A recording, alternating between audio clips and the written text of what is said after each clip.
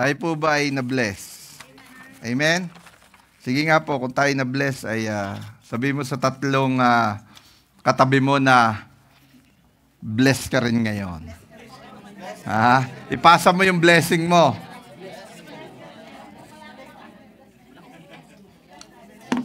Ayan, purihin po ang Panginoon sapagkat siya ay mabuti at ang kanyang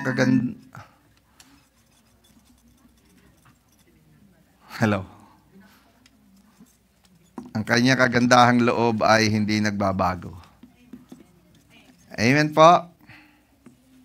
Ayan, so ngayong umaga pong ito mga kapatid, no, gusto ko rin magpasalamat sa Panginoon sapagkat kung si Ate Flora ay naka-6 na taon na dito sa Canada,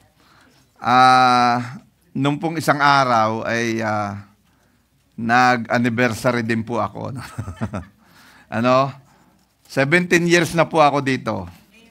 Amen? 17 years na ang 10 taon doon ay pakikipaglaban. Ano po? Hindi madali. Kung si Ate Flora, sabi niya, nawalan siya ng work permit, nawalan siya ng status, ay dinanas ko rin po yun. Ano po? Pero praise God, dahil sa kabutihan ng Panginoon, ay tayo po ay nananatili pa rin narito at napulpil ng Lord yung kanyang mandate at yung kanyang pangitain sa buhay ko. Kaya po, praise God na sa loob ng 17 taon, magdidibo na pala ako sa 1 taon. Yun po ang katapatan ng ating Panginoon. Kaya doon po sa mga nagsisimula pa lamang, maaring kayo 1 taon, 2 taon pa lang dito, o wala pang 1 taon, wag po kayo mawala ng pag-asa. Kasi lagi ko po sinasabi, why you are here in Canada? Because God wants you here. Ang gusto ni Lord, nandito ka. Hindi aksidente na narito ka, kung hindi yun ay kalooban ng Diyos na narito ka.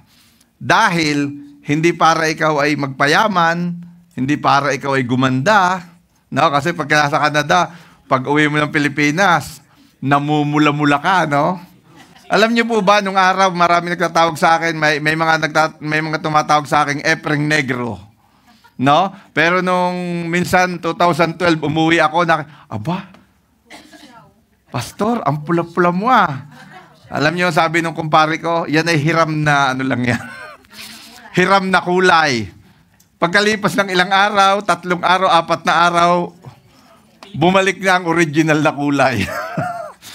So, hindi yun ang purpose ni Lord. No? Na ma-acquire mo ang lahat ng mga gusto mo. Kung hindi ang purpose ni Lord why you are here in Canada, because God wants you to hear at gamitin ka niya dito. Amen? Kaya praise God. Kaya huwag mong iisang tabi ang iyong relationship kay Lord. Sapagkat yun ang magpapatibay sa iyo dito sa Canada. Marami kang pagdadaanan, mga battles, especially emotional, ang dami. Pero pagkasama mo si Lord, sabi nga niya, dumaan ka man sa ilog, hindi ka malulunod. Dumaan ka man sa apoy, hindi ka masusunog. Amen? Kaya congratulations sa mga bago pa lamang dito na nagsisimula pa lamang humakbang sa buhay sa Canada. Dahil mahaba pa ang inyong tatahakin. Hindi ko sinasabing dahil pag tayo'y na kay Lord, bagamat may konting challenges, pero praise God, may katulong ka. Amen? So kanina po ay habang si Sister Joy ay nagtatawag na magte-testimony, may isang magte-testimony pa Hindi lang po ninyo nakita. So bibigyan ko po siya ng pagkakataon na mag-testify dahil alam ko po na siya ay gigil na gigil. Yan. Kaya tawagan ko po yung naka-Adidas ng jacket para... Ayan. Purihin ang Panginoon. Oh, Mike. sa Panginoon dahil nandito kami. Salamat sa palagi niyang paggabay sa amin, lalo na sa aming trabaho, pagpunta. At saka salamat sa Panginoon dahil yung blessing niya mula sa Pilipinas hanggang dito tuloy-tuloy na pinaparanas niya sa amin. Amen. Kaya sabi nga ni Pastor, kahit kunti lang na blessing, sabihin mo, sabi nga ganoon. Salamat sa Panginoon dahil increase salary kami. Yes. Saka hindi lang yun, talagang yung sinasabi mo kay Pastor na mayroon lang akong tinataniman, Pastor. Salamat sa Panginoon dahil binigay na. Amen. Yung iniiyakan ko talaga. Salamat sa Panginoon. Kaya, salamat din sa Panginoon dahil sa mga blessing na binibigay sa amin na tuloy-tuloy.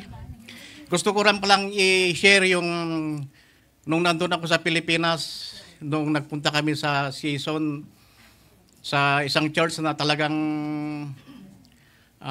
mahina na, yung mga membro nagkaalisan na. Nung yung may sasakyan kasi akong truck, sabi ng isang pastor, kaninong truck yun? Sabi niya ganon. Pinapunta ko sa harapan, pinag-pray ako. Ang sabi niya sa akin na hindi lang yan ang magiging sasakyan mo. Sabi sa akin. Tapos, nung hindi ako naniwala na sabi pa niya na magkakaroon pa ako daw ng barko. Oh. Tama nga.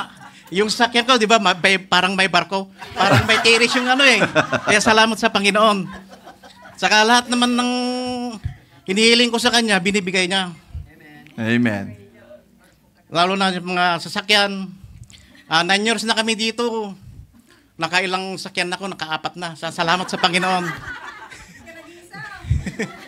Kaya, parang nawawalan na ako ng masasabi. Kaya, pasensya na kayo dahil mahina akong magsalita, pero hindi lang yun. Naman ako. Madali naman akong kausap at saka mapagbigay. Yeah. Purihin ang Panginoon. Amen. Amen. Ayan, ha? Kita nyo, ha? Nagpalomi na kahapon niya. Nagpa-burger pa yan nung isang araw, no? Ayan, praise God. Ano po? So, alam nyo, napakaraming mga bagay na ginagawa ang Panginoon. Huwag po kayo mag-alala, hindi ko po nalimutan yung mga bata, ha? Saglit lang po. Baka akala nyo nalimutan ko na yung mga bata. Kagaya nga po ng sasabi ni Brother Fredo, 9 years na sila dito? 9 years, Naka-4 na sasakyan na siya. At kung makikita nyo, yung progression ng Panginoon, kasi si Ate Soy, nakailan sasakyan na si Ate Soy? 4 din. Nagsimula si Ate Soy sa mga sasakyang binabangga na nagiging pagpapala. Siya na ang binangga, siya pa ang pinagpapala. Kasi maganda to eh. Gusto ko kasing dahil kasama to sa aking na nilagay ni Lord Hindi pag minsan nakala mo ay problema o kaya ay pagsubok ay God will turn you down. Sometimes doon kanya itataas sa mga pagsubok na nangyayari sa buhay mo. Doon ka itataas ni Lord. Akala mo negative pero eventually i-increase lang niya yung faith mo. Kaya purihin ng Panginoon. So, yung mga bata po, tinatawagan ko. Wala, isa lang yata ang bata, Okay, okay, come here, Dariela. Let us pray. Don't cry. God loves you. Yan. Oo, sige. Mamaya papaluin natin yung ate mo, ha? Kasi yung ate mo kasi Oo. Yan.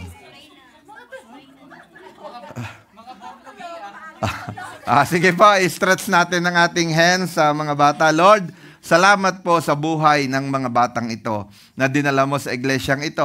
Ito'y mga pagpapala, Panginoon, sa aming iglesia. At ako'y naniniwala, Panginoon, na mismong ikaw, mahal na mahal mo ang mga batang ito. At tulungan mo po, Panginoon, na itong mga batang ito ay lumaki ng ang goal namin, Panginoon, at yung pinaka-pray namin sa kanila ay lumaki sila na may takot sa iyo. Kasi ano man ang marating nila, ano man karir ang maabot nila, ay wala itong kwenta kung sila na may malayo sa iyo. Kaya Lord, tulungan mo po kami bilang isang church, bilang isang family na maakay ang mga batang to papalapit sa iyo, Panginoon. Kaya Ama, ingatan mo po sila, wag mo po silang pahintulutan na magkaroon ng sakit, karamdaman o aksidente man kung hindi sila lumaki ng maayos at lumaki sila ng may pag-ibig sa iyo lamang, Panginoon. Yan po ang aming samot dalangin sa ngalan ni Jesus. Amen and amen. Praise the Lord. Ayan, sige po, pwede po tumayo tayo sandali at muli ay ating pasakop sa Diyos. Lord, ipinasasakop po namin sa iyo ang araw na ito. Wala pong bida, wala pong sikat, kundi ikaw lamang. Lord, ipinaramdam mo that your presence is in our midst.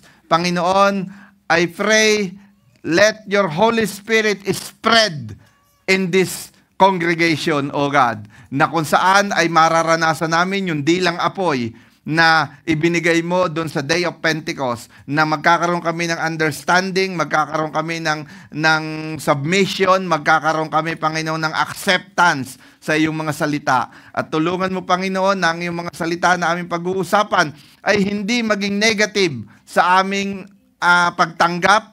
Kung hindi, Lord, ito po'y maging positive para sa amin dahil alam po namin na ang iyong salita ay sa aming ikabubuti. Kaya Ama, gamitin mo lang po ang lingkod mo na tagapagpahayag, subalit banal na Espiritu ang mangusap sa bawat isa sa amin. Give us, Lord, ay open ears and open heart to accept your word, O God. Salamat po sa mensaheng ibibigay mo sa amin sa pangalan ni Jesus. Amen and amen, amen. Sige po. Umupo na po tayo at ayan, praise the Lord, fasten your seatbelt. Ano po? Pag po sinabing pass on your seatbelt, ibig sabihin, wala na pong tatayo. Ano?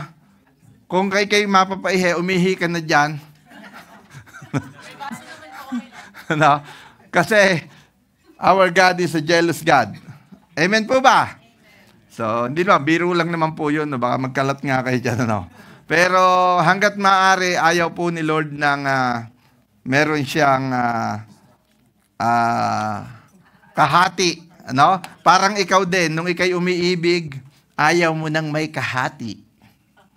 Naku, yung iba, talaga namang gumanong pa eh. Ano? Hallelujah.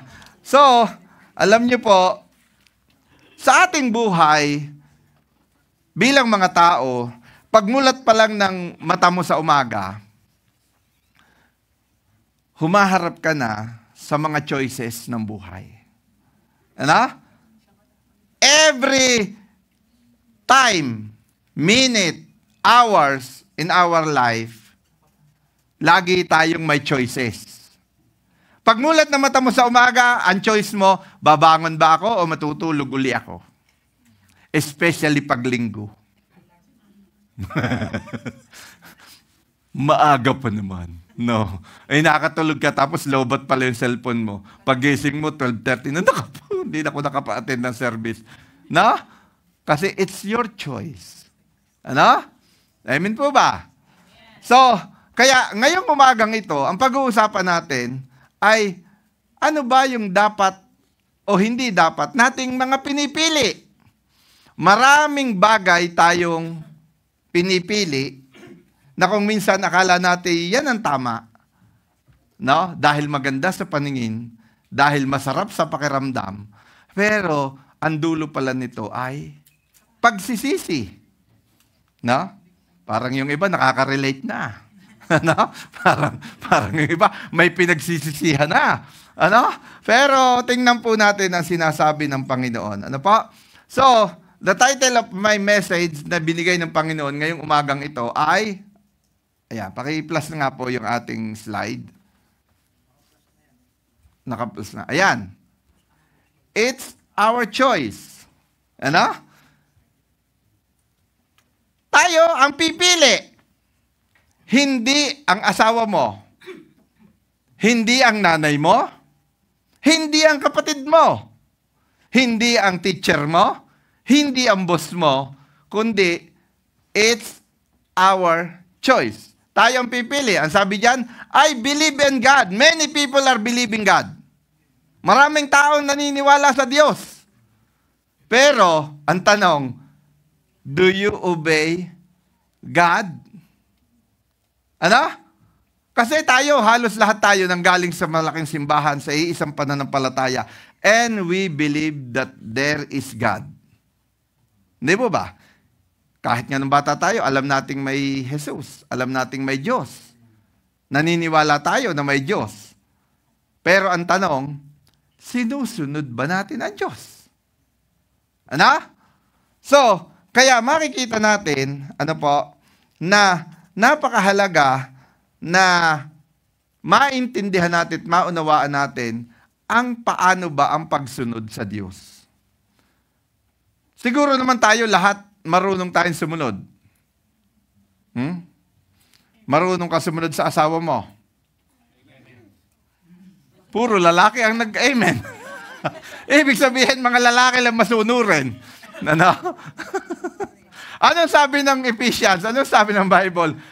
Wife, submit to your husband. Pero ang umamen ay husband. Yan. Amen. So, kaya mga kapatid, maganda po ito. Maganda po ito. So, handa na po ba kayong lumalim? Ano? Alam niyo po, sa church natin, we are not feeding only milk. No?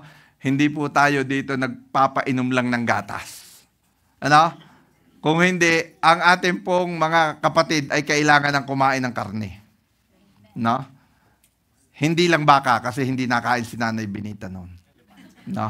Hindi rin kambing, hindi rin sila nakain noon. Tapos, si Joy hindi rin nakain ng baboy. Ano? Elepante ang ipakakain po natin. No? Para lahat ay kumakain. Amen? So, ibig sabihin, elepante, talagang makunat yun. Ano? Amen po ba? So, tingnan po natin ang kasaysayan about the Sermon on the Mount. Actually, marami na po nag-preach about the Sermon of the Mount. And ito po ay ipinipreach nila in the chapter. Teka muna, wag niyo akong unahan. Ha? Hindi mo ako pumindot. Yan. So, tinatapos po nila sa Matthew chapter 5. But eventually, hindi po natatapos ang Sermon of the Mount sa Matthew chapter 5. Ang Sermon of the Mount ni Jesus ay hanggang umaabot ng Matthew chapter 7. Ang haba nun, ano? 3 chapter. Ano? Pero wag po kayo mag-alala, hindi po natin hahabulin yung aanuhin natin lahat yung hanggang Matthew chapter 7. Pero kukuhanan lang po natin sila. Dadaanan lang po natin sila. Amen po ba? Amen. So, sa Matthew chapter 5 up to 7, the Sermon of the Mount, kung ito po yung babasahin, mapapansin niyo po dito, there are words that pinagsasama-sama ni Lord. Blessed is the poor for inherit the kingdom of God. Mga ganun, ano? Blessed, blessed, blessed, blessed. Puro blessed, blessed. Ano po? Ha? Puro beatitude. Ano po? Puro blessed. Mga ganyan ang ating po makikita dyan. Ano po? So, pag po nakita natin yung mga kagaya po nito, salt and light, nadyan po yan. Ano? You are the salt and light of the world. Ano? Kayo ay, asin at liwanag. Ilaw ng sanlibutan. Ano po? So, kaya makikita natin, marami po siyang dyan, pero, ang dami pa niyang sinabi dyan sa sermon na yan, pero isasummarize niya yan pagdating sa chapter 7. So, may sinabi pa dyan about the Old Testament to New Testament. Ang sabi dyan, murder. Ano? Sabi dyan, ang nasa law, huwag kang pumatay. Ano po? Yun yung nasa law ni Moses. Huwag kang papatay. Pero sinabi dyan ni Jesus, in the New Testament, that if you say, kung ikay nagsabi ng GAGO, o kaya ULOL, pumatay ka na. Sino minsan man sa ating buhay nakapagsabi ng mga ganyang salita? Sige, tas nga po ang kamay. Yan, candidate kayo sa impyerno. Ano? Hindi ba? Why? Walang murderer na papasok sa langit. But praise God, because of the grace of the Lord Jesus Christ, you are forgiven. Amen. So, sa Old Testament, kailangan mo pumatay para maging murderer ka, pero sa New Testament, matindi, no? Mas matindi, no? Ika'y magsalita lang ng masama, murahin mo lamang yung tao, mamamatay ka na. No? Adultery. Ano? Adultery, sa Old Testament, kailangan mo mangagaw ng asawa. Wala akong sinasabi kung nangagaw kayo ng asawa, ha? Pero sa New Testament, ang sabi doon, pag ikaw ay tumingin sa babae o sa lalaki na meron kang pagnanasa, nagkakasala ka na ng adultery. Ano? O, sige. Sino sa atin noon? Nagsabi ngayon, ha? Nakaranas ng ganito. Parang ang babanal naman ng mga tao dito. Lord, kuhanin mo na po sila.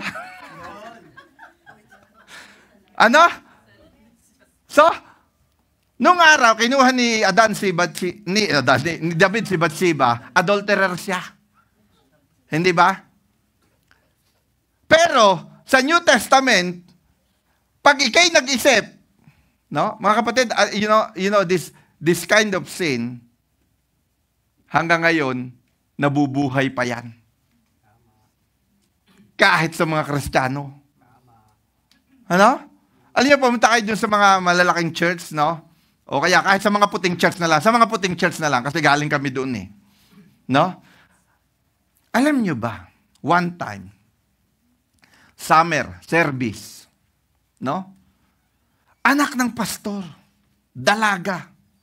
Nasa choir po kami kasi ni Ate Soyla. Nasa ba si Ate Soyla? Na-rapture na. Nasa loob. Meron po kami noong tinatawag na summer kickback ba yung tawag doon? Dumating ang anak ng pastor, dalaga. Naka-short ng maong, pilas-pilas. Tapos naka-bikini top. Tingin mo. Sa palagay mo, pag ganun ang itsura mo, meron bang mga tao, lalo yung mga lalaki na hindi makakapag-isip ng masama? Hindi ba? Ay pagka ganito, tumingin ka pa lamang doon sa ganun at medyo may kumaliti sa isip mo, adulterer ka na. Pastor, ang bigat naman pala niyang New Testament. Ano, mas mabigat pa sa law? Yes! Mas mabigat pa sa law. Pero praise God, because of the grace of the Lord, kaya mo mapagtagumpayan yan. Amen? Hindi yung banta sa iyo para ikaw ay mawalay sa Diyos. Kung hindi, yan ay, kaya mong pagtagumpayan. Amen po. Ano pa sinabi? May sinabi pa doon na, ito, true and false prophet. Ano? Maraming ganyan. Meron daw mga totoong propeta at meron daw mga propetang hindi totoo. Alam niyo po, madali pong ma-identify yung mga hindi true prophets. Kasi ang prophets, sila ay nagre-release ng prophecy. Ng hula. Alam niyo po, yung mga hindi godly prophet, ang hula nung puro disaster, puro matatakot ka. Matatakot ka. At darating ang sa 2012, magugunaw ang mundo. Di ba? Alam niyo po, nung 1990, if I'm not mistaken, 1997, basta 90s yun. Sabi ng alam niyo po, doon sa amin, sa Kalamba, meron po doong relihiyon na ang tawag po ay mistika. No? Yung sila po yung mga sumisamba, ang kanila pong headquarters ay sa bundok Banahaw. Sabi daw, ngayong oras, ganong araw, ganong petsa, ay magdidilim at magugunaw ang mundo. Ano? Alam niyo po ang mga miyembro, ang dami po miyembro noon doon sa isang barangay namin, doon sa Lamesa, Barangay Lamesa, doon sa Barangay Palo Alto, no? Ang mga tao, pinagbebenta yung kanilang mga ari-arian, yung kanilang mga tricycle, yung kanilang mga jeep, yung kanilang, at ang itinira lang nila ay pagkain, mga bigas, mga at dinala lahat nila sa bundok at lahat ng mga miyembro nila, libo-libong miyembro nila, umakyat sa Banahaw at dahil daw, yun lamang ang maliligtas. Yun lang ang magkakaroon ng liwanag. Ano po? Imagine ninyo, dumating na ang mga tao'y nadudoon na, ang dami, libo-libo sila. Tapos, alam niyo po kung bakit ganun? Iniwanan nila, naging ghost town yung kanilang mga lugar. Pati lahat ng mga ari-arian nila, pinagbebenta nila. At after 3 days, bumalik ang mga tao. Walang nangyaring pag-unaw. Alam niyo po ang nangyari? Kaya pala nagdeklara yung kanilang pinuno ng ganun. Dahil isisequester pala yung lupa sa Banahaw. Dumating ang mga pulis at kukuhanin at iseserba ng warrant. Ay ang daming ang tao kasi lahat ng miyembro ng mga na doon. So nagkaroon ng tensyon. After that, alam niyo mga kapatid, no? Gusto ko kasing i-share to kasi after that, yung mga tao bumalik sa kanilang mga bahay, wala na silang tricycle, wala na silang jeep, wala na silang, yung iba pati mga lupa, mga alahas, mga pinagbibenta, wala na. Iniwanan na lahat na doon sa Banahaw kasi kailangan nila daw i-offer doon para hindi magunaw yung Banahaw. Umuwi silang luhaan. Alam niyo mga kapatid, ang daming na born again doon. Kasi yun yung time naman na yung isang church doon sa amin, sa Barangay Real, nag-evangelism sila doon. At ginamit nila yon na hindi totoo. Yung mga kung hindi ang totoo lamang ay ang Panginoong Hesus. No? Kaya, mga kapatid, na-born again yung mga tao doon. Ano po? Kaya praise God, sabi ko sa inyo, may mga pagkakataon na kahit na ang mga bagay ay negative ang nakikita natin pero ginagamit ni Lord to positive way. Amen. But lahat ng mga ito, the Sermon of the Mount, ay sinamarize ni Lord, ni Jesus, sa 2 bagay. At dito ang pag-uusapan natin. True, basa. The narrow gate and the wide gate. Amen. Ito ang pag-uusapan natin. Ang pintuang malawak at pintuang makipot. Sino po sa inyo ang gustong dumaan sa pintuang malawak? Wala munang spiritual Lahat tayo, ang gusto natin, lagi, sa pintuang malaki. Ayaw natin dumaan sa pintuang maliit. Kasi yun yung nature ng tao. Ang gusto natin lagi malaki. Hindi po ba? Sino sa inyo ang gusto yung malaking bahay?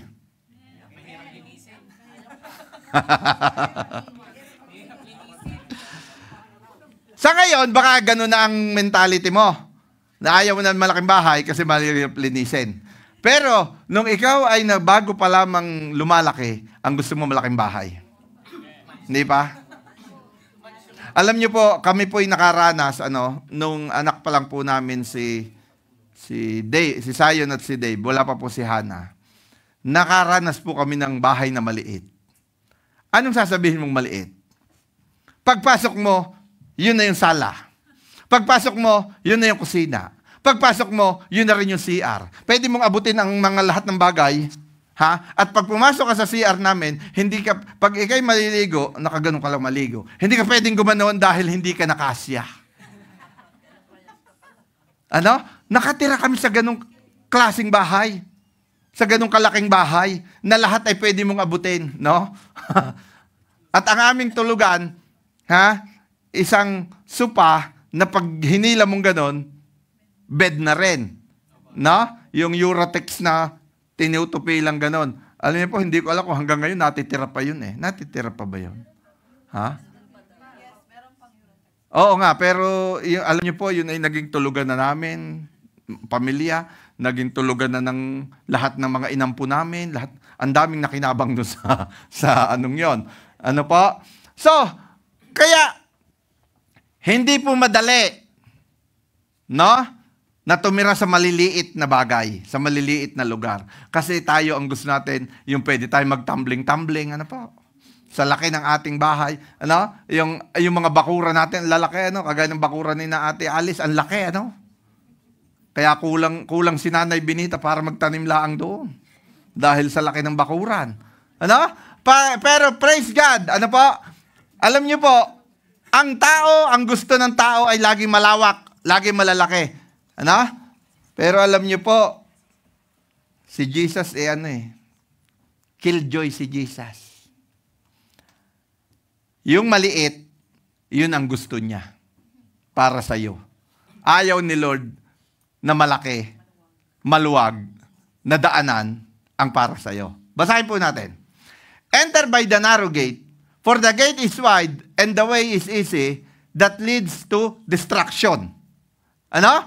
Sabi dito, yun daw maliit na gate o yung malaking gate o yung malaking daan,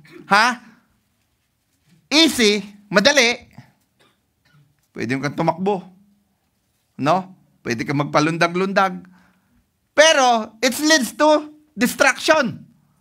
And those who enter by it are many. Pero, at marami doon ang, dumadaan sa mga malalaking daan. Kasi bakit? Kasi, easy. Ano pa? Ano pa? For the gate is narrow, and the way is hard that leads to life. Ano? Pinag-uusapan natin dito, buhay. Ano? So dito, ang sabi ni Jesus, sa gate daw na makitid, mahirap dumaan. Pero ito ay buhay ang iyong kahantungan. Samantalang sa malawak na daan, madaling dumaan, maraming dumadaan, pero ang dulo nito ay distraction. Ano? Kaya dito pa lamang, sasabihin mo na ay doon na lang ako sa maliit na daan. Kaya, tingnan po natin. Amen. So, narrow gate, ang pagiging Kristiyano is not easy. Iisa na lamang ang umamen. Being a Christian is not easy. It is hard. Pastor, bakit ganon?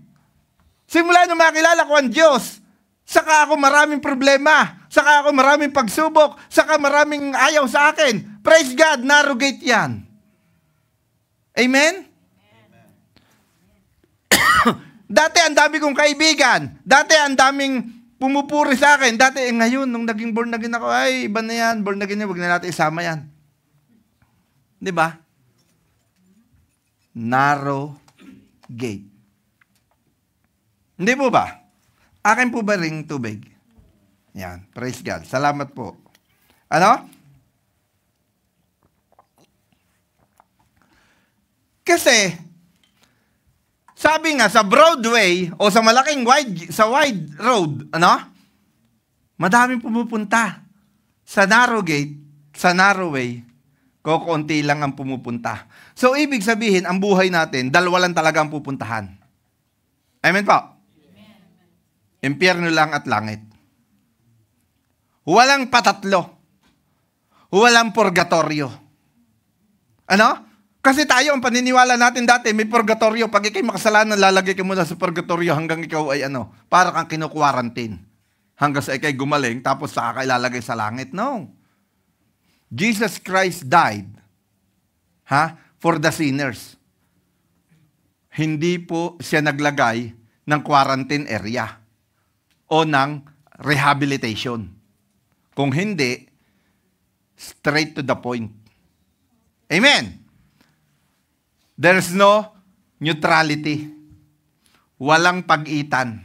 Pag binasa mo pa yung story about Lazarus and the rich man, wala kang makikita dung ano.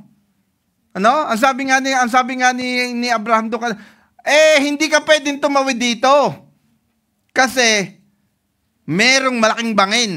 Ano? Hindi pwede ang merong gitna. Kailangan, ang choice mo ay, kaya nga ang title natin ay, it's your choice. You need to choose only one. Kung gusto mo sa Broadway, easy. Yes. Kung gusto mo sa narrow way, hard, but life. Distraction for the wide gate or wide way, life in the narrow way. Amen po ba? Amen. Ayan. So, praise God, ano? Hearing of the word demands decision. Ano ibig sabihin? Ang pakikinig ng salita, ang pakikinig ng word of God, ito'y nangangailangan ng desisyon. Hindi po ba? Kasi, pag hindi mo ka nag-decide na pakinggan ang salita ng Diyos, wide road yun. Yaman na lang yan. Tayo po ba'y nakaranas na may nangangaral sa kalye, pinapansin natin? Hindi. Nangangaral sa bus? Hindi. Nangangaral sa jeep? Hindi. Bakit? Ano sasabi natin? Maya-maya manghihingi naman yan eh. Hindi po ba? Maya-maya manghihingi naman yan. Ano? Kasi pero, kailangan nating magdesisyon. Halimbawa, ngayon, nagde-decide ka, nagugutom na ako, ang tagal naman ng pastor na ito mag-preach eh. Ano? Pero kailangan mo magdesisyon. Bakit? Sasabihin siya, kapatid, si even Jesus, ang sabi ni Jesus, hindi siya natalo ng gutom niya. Sabi ni Lord, sabi ng demonyo, gawin mong tinapay ang mga bato, gutom na gutom ka na. Ang sabi ni Jesus, man shall not live by bread alone. Pastor, bread naman yun eh. O di gawin natin Pilipino, man shall not live by rice alone. And kaldereta, minudo, sinaing na tulingan, ginataang langka. No? Yan, lalo ko kayong ginugutom. Ano? Ano? Ibig sabihin, you need to decide if you want to hear the word of God. It's a narrow road. Pero, yun yung leads to your life. Amen po ba? Amen. Hallelujah. Bakit? Kasi sa narrow road, marami pumapasok pa lang, umaatras na. Bakit? Pag nakaramdam ng hirap, pag nakaramdam ng alam nyo po, makikita nyo ito, pag minsan sa mga pumipila. Kami po dati, dati suki kami ng pilahan. Ako, si Brother Jill, si Sister Rosel. Nakapila kami sa ayuda.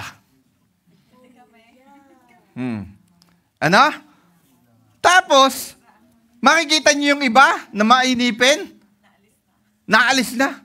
Pag nakita, haba naman ng pila, alis na ako. Diba? Walang pasensya. Hindi mo ba alam na ang lahat ng pinagtsatsagaan mo ay may reward? Amen? So, kaya yung iba, pumapasok pa lang sa narrow gate, umaatras na.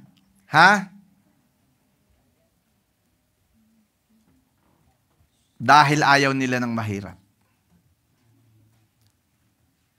Ano po bang mahirap? Makipag-live-in o magpakasal?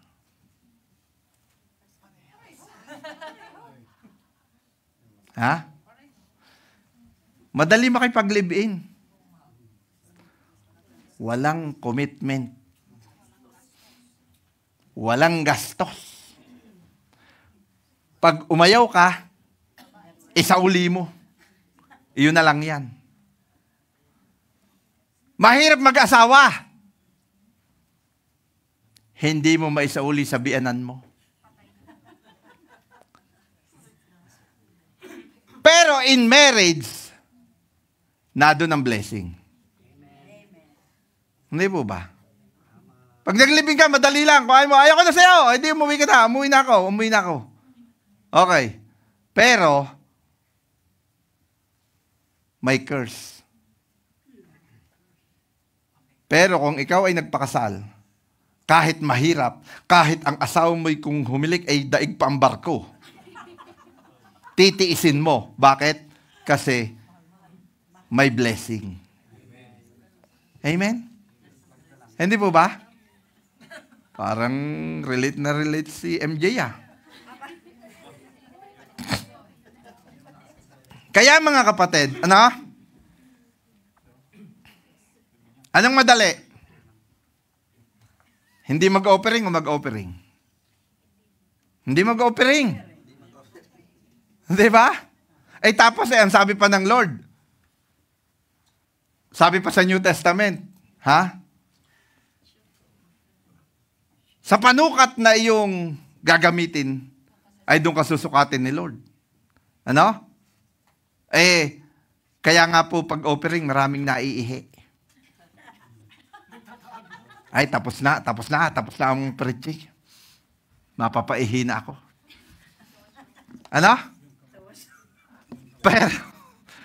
Pero pag kayo nag-offering at faithful ka sa offering at hindi higit pa sa tithes ang ibinibigay mo, there will be an open heaven for you. Amen? Mahirap, sacrifice, pero nandun ang blessing.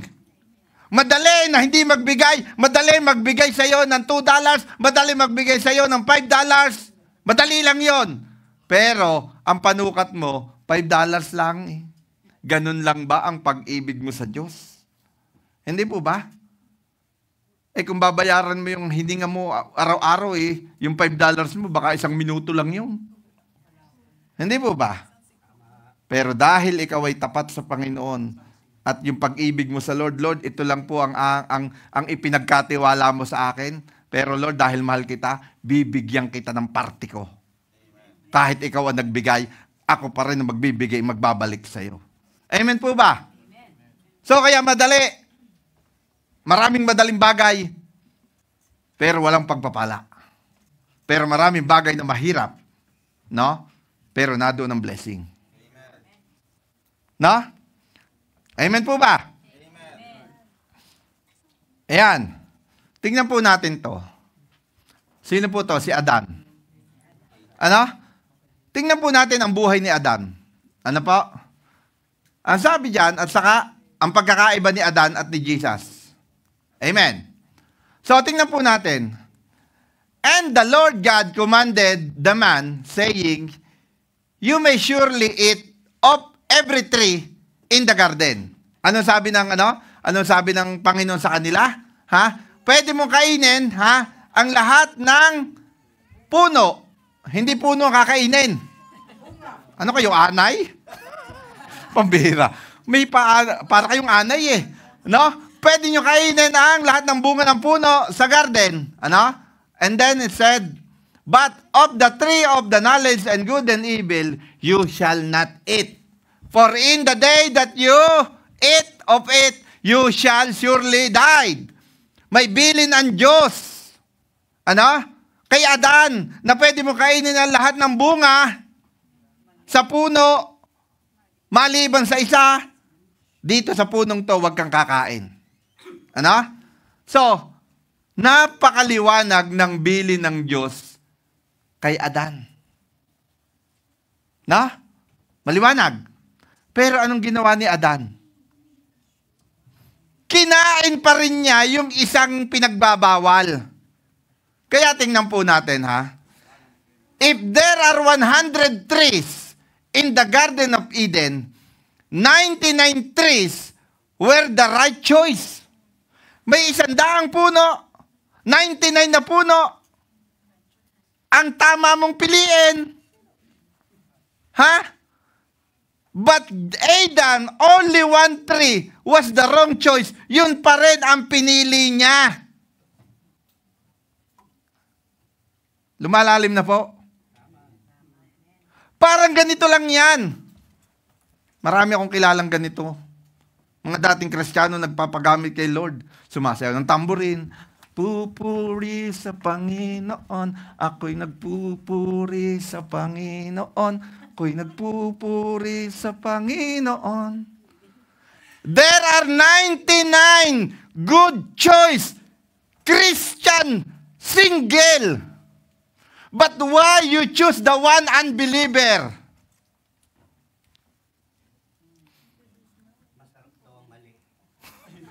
Hindi ba?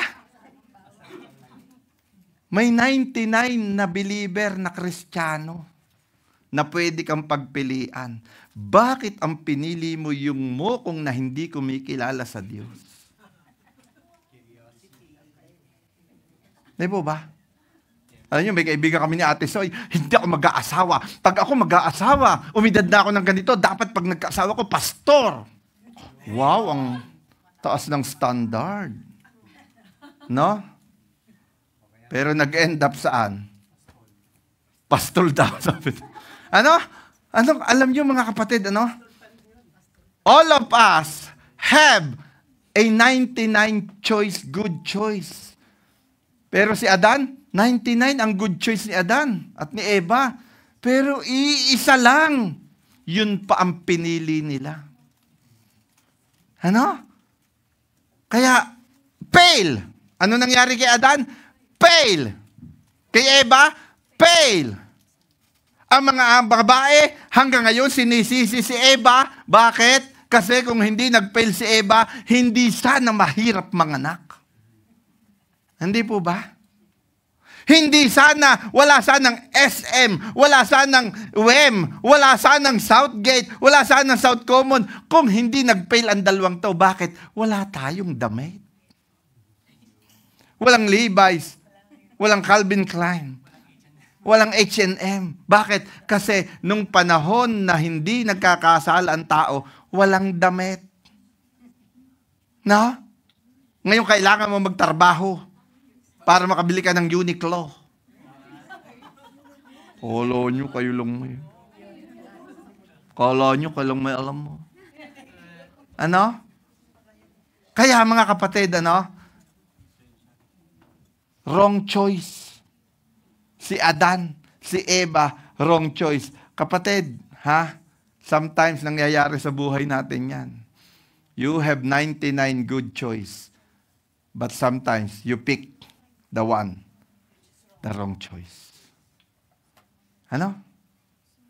Sa Pilipinas, kukunti ang trabaho. Kaya madalas, no choice. Pero dito sa Canada, kapatid, ang daming trabaho dito. Ang dami mong choices dito. Kaya pumili ka na ng right choice mo. Ano? Amen po? Amen. Hallelujah. Yet Adam choose the wrong one in the midst of many right one. No? Next, si Jesus. Tingnan natin ha, ang comparison nila.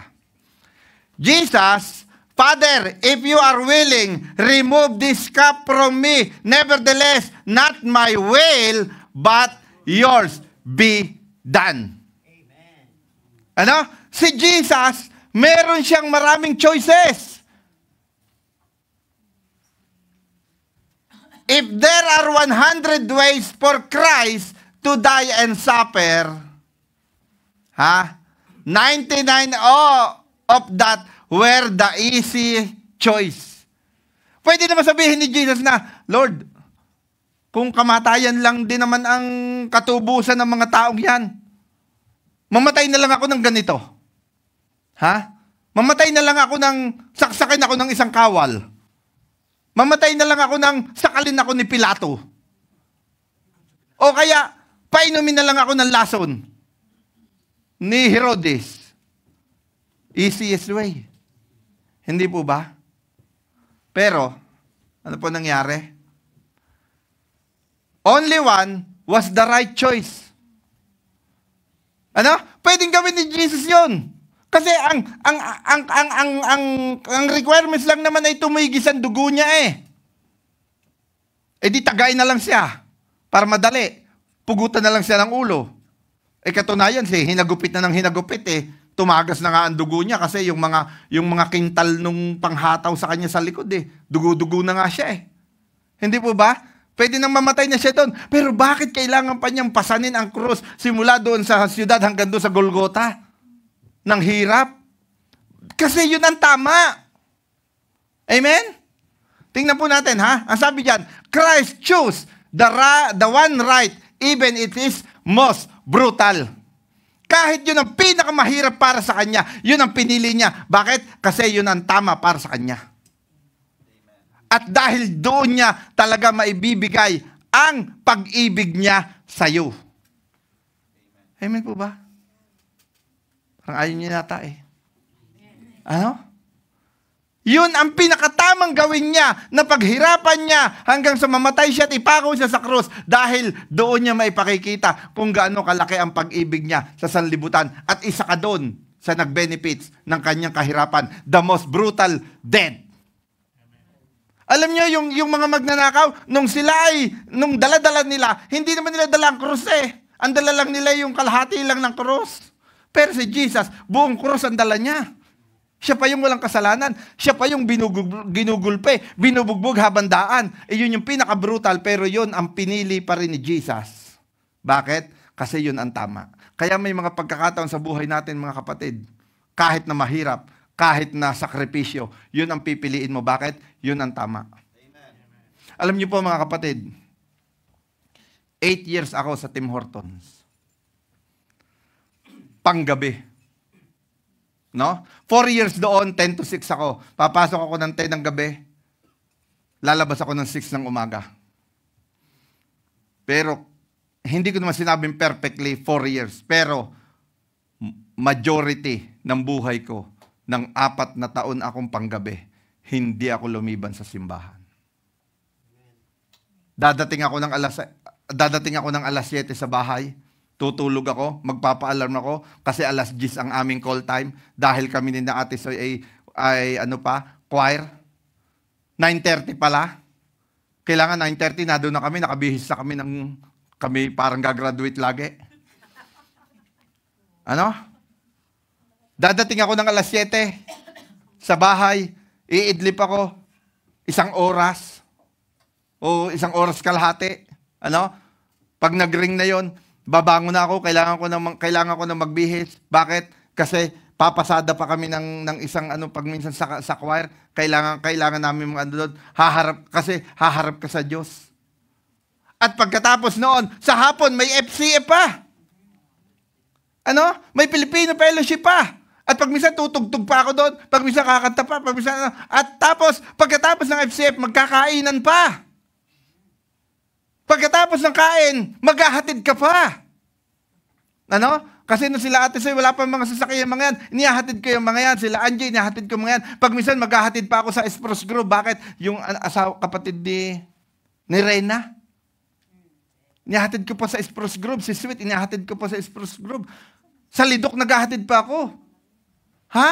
Pagkatapos, saka pala ako makakauwi at ako'y tutulog ng kaunti at tapos ay papasok na naman. Sacrifice. Narrow road. Amen? Ginagawa ko yun, bumaksak pa rin ako Nahulog pa rin ako sa kasalanan Sa kabila ng lahat ng narrow road na yon. Kaya mga kapatid, kung ang buhay natin paisi-isi lang, wide road yon, pero distraction ang dulo niyan. Piliin mo ang narrow road. Kagaya ni Jesus, the most brutal, but the most powerful. Amen. Amen. Hallelujah. Nagigets po ba natin? Amen? Tingnan po natin, Ang sabi diyan, you're either intimidating the choices of Adam or you're imitating the choices of Christ. Pwede mong gayahin, madali lang. Sige, kay Adan. Mahirap kay Jesus. Ang pagiging Kristiyano, hindi madali. Hindi ka naman bawal magalit, pero hindi ka dapat magmura pag nagagalit ka. Ang hirap kaya noon. Hindi ka pwede magsalita ng GAGO hindi ka pwede magsalita ng masama pero nagagalit ka. Paano kaya yun? Ang hirap nun, di ba? Oh. Hindi po ba? Amen. So, wide gate and narrow gate. Choose one. Saan ka papasok? Amen? Saan ka papasok? Ha? Amen. Kapatid, karne lang binibigay ko sa inyo, ha? Hindi na tayo milk dito, meat na tayo. Ano po? Kaya hindi na uso sa church ang matampuhin. Hanggang ngayon, matanda ka na, matampuhin ka pa. Ano ka, bata? Lollipop ang kailangan mo. Diba? Hindi ka lalago pag hindi ka dumaan sa narrow gate. Hindi ka lalago pag hindi ka nakarinig nang ikay masasaktan. Kung sa sakit at sakit lamang sa iglesia ang naranasan, matindi ang dinanas ko. Pero nanatili pa rin ako. Hindi ako bumitaw. Amen? Why? Because the end of the narrow gate is life, but the end of the wide gate is destruction. Amen po ba? There are two entrances. There are two paths, 200. Tama ba? 200? Pera yata yun, no? Di ba? Tinagalog ko, 200, two paths, 200. Oh. Two crowds. Ano? Yan ang pag-uusapan natin. 2 pasukan, 2 daanan, at 2 crowds. Amen. Ready na? Ready na lumalim? Ready na masaktan? Amen. Hallelujah. For the gate is wide, ang sabi diyan, and the way is easy that leads to destruction. Ano? Pag daw ang dinadaanan mo sa buhay mo ay malawak, no? Kasi alam nyo, madaling tara, punta tayo sa church, attend tayo. Ay, busy ako wala akong time Tara, punta tayo sa mall. Oh, anong oras yan? Anong oras? Ha? Punta tayo sa camping. Anong oras yan? Ha? Long drive tayo. Kailan? Sa Sabado. Ay, long drive yun. Pag linggo, hindi na makakabalik. Ano? Oh, sabi ng pastor, kapatid, nasaan na? Kamusta na? Pastor, nag-long drive ho kami Ha? Hindi masama yun. Hindi ko sinasabing masama yun. Pero, tingnan mo kung wide gate yun o narrow gate yun. Amen? So, for the gate is narrow and the way is hard that leads to life. Amen po ba? So, tingnan po natin. Yan dalawang yan, may destiny. Ano? May patutunguhan yung dalawa na yan. Hindi po ba? May destiny yan. Wide gate, narrow gate. Yung lahat ng mga kaibigan mo, nagka-jowa na, grade 2 pa lang. Ikaw, 37 na. Wala ka pa ring jowa. Ano? Bakit? Kasi ikaw, mahal mo ang pamilya mo. Inaano mo yung mga kapatid mo, pinag-aaral mo pa. Hindi po ba? Tapos, ang dami pang mga asma. Ano? Inaasikaso mo pa yon. Hindi po ba? Pero yung ibang mga kasama mo, umidad lang ng 40, may apo na. Ano? Destiny. Pero yung mga nagtiyaga, na plano ang kanilang pamumuhay, maganda ang takbo ng pamilya nila. Bakit? Nung una, sige, magjowa lang kayo. Hoy, ikaw magjowa ka na, matanda ka na. Sige, kaya mahal kong pamilya ko, dito muna ako. No? Yung mga iba, ang sakit ng ulo, puro sakit ng ulo. Ay, naku, yung mga anak ko, ganito. Ay, mga anak ko, yung asawa ko. Hindi po ba? Distraction. Pero ikaw, nagtiis ka, narrow road yun. Ano? Alam niyo ba dito sa Canada, napakahirap kaya? May nagkwento sa akin dati, dito sa Canada, pag ikaw ay teenager, at ikaw ay high school, at wala kang boyfriend, binubuli ka. Ano? Siguro, hindi lahat. Pero may kung binubuli ka. Kaya anong nangyayari? Napipilitan yung ibang mag-boyfriend kahit ayaw nila. Bakit? Ayaw nilang mabuli. Narrow road yun. Ano? Sabi ko nga sa inyo, yung mga nagsipag-jowa na, nagsipag-asawa na, ikaw ay single pa rin. Bakit? Kasi may focus ka. Kasi ang gusto mong destiny ay life. Hindi mo gustong destiny ay distraction. Amen po ba? Ang pag-aasawa po'y pinaplano. No? At kung ngayon, kung ikay nakapag-asawa at nagkamali ka na at nagkasawa ka na, dapat doon sa buhay mo yung pinaplano mo pa rin. Ano? Ayusin mo na. Amen po ba? Dahil mahirap. So tingnan pa natin. For the gate is wide and those who enter by it are many. Marami daw pumapasok doon sa wide. For the gate is narrow and those who find it are few. Hindi ibig sabihin kakauntian nasa langit. No? Kasi few lang. Hindi. Kasi diyan may popularity din. Ano? Maraming nasa wide gate, they are popular. Maraming nasa narrow gate, they are behind. Hindi sumisikat. Ano? Ano pa? For the gate is wide and the way is easy. For the gate is narrow and the way is hard. Sabi ko sa inyo, pagiging Kristiyano, hard. Hindi madali. Pero na doon ang blessing. Amen? So bakit? Ang sabi diyan, for the gate is wide and the way is easy. There is a difficulty. Hindi po ba? May kahirapan din. Amen po. So, ano pa? Tingnan natin, sino yan? Si Adan at si Eva nagtatago sa puno ng saluyot. Na? Ano? Bakit nagkasala si Eva at si Adan? Teka muna, hindi dahil kay Pablo, ha? Pag-uusapan po natin dito, dito na po tayo magtatapos. Pag-uusapan natin dito, ang buhay ni Eva at ni Adan, ni Apostle Paul, at meron pang isa, si Caleb. Amen. Handa na po. Amen. Sige, bibilisan po natin, The call to walk to the narrow gate, ang pagtawag daw ng pagpasok sa narrow gate ay, ang sabi diyan ay enter intentionally. If you want to enter the narrow gate, intentionally yan. Hindi yan kagaya ng napasok sa wide gate na, okay lang, sama-sama lang. Dito ang uso di sama-sama ako dito. Dito, intentionally. Bakit? Bago ka pa pumasok dito, alam mo na narrow to. Bago ka pa pumasok sa buhay na ito, alam mo na hindi madali ito. Hindi po madaling mag-aral ng accountancy. Hindi po madaling mag-aral ng engineering. Hindi rin madaling mag-aral ng nursing. Lalo na takot ka sa dugo. Hindi ba? Pero dahil ito ang gusto mo, kahit takot ka sa dugo, pipilitin mong maging nurse dahil yun ang gusto mo. Narrow gate yun.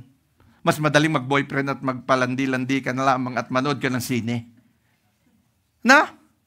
Kaysa mag-aral ka at mag-aral ka na mag-aral, magsunog ka ng kilay, pati bumbunan mo'y nadamay.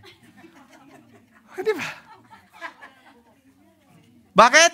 Enter intentionally, change of direction.